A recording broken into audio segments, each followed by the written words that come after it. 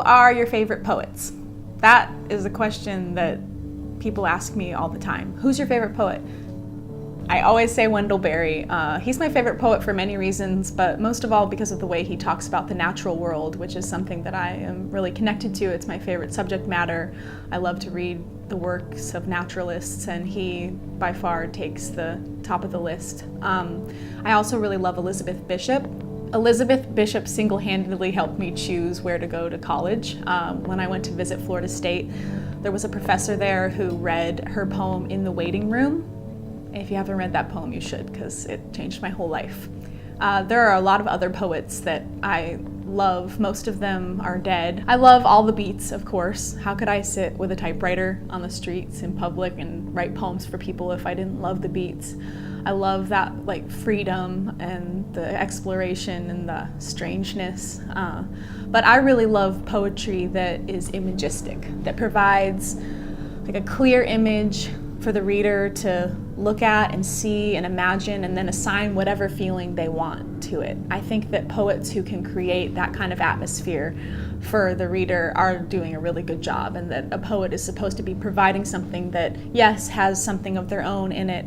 I love Anne Sexton so much, and I love Sylvia Plath, and there's so much personality in there and so much, that's just for them. But when I read that, I have my own connections and I have my own emotions come up because there's room for that in there. I don't meet very many people who are familiar with poetry or who come up to me and tell me a poet that I haven't heard of, or suggest that I should read this, or say, oh, last night I was reading Shakespeare even. I think that there are plenty of things that people could read to open them up and inspire them, but it's just oftentimes, not presented in everyday life.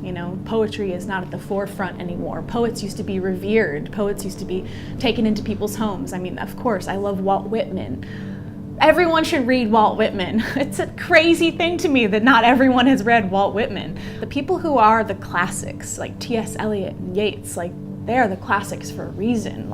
These people wrote things that moved the masses. These people wrote things that, were never before heard.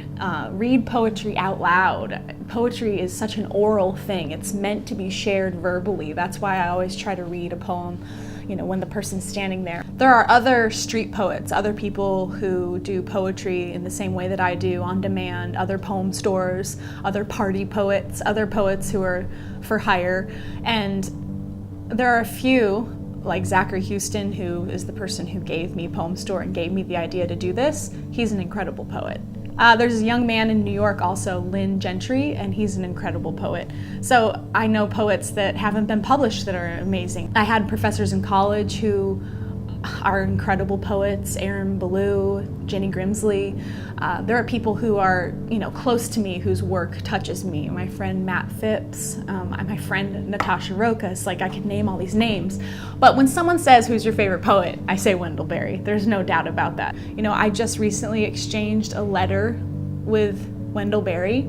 I wrote my favorite poet, and I sent him my books, and I sent him a letter basically of just thanks, and I described to him Poem Store and what Poem Store is, and he wrote me back, and all his letter was about was being fascinated with what I do, and he was like, I could never do that.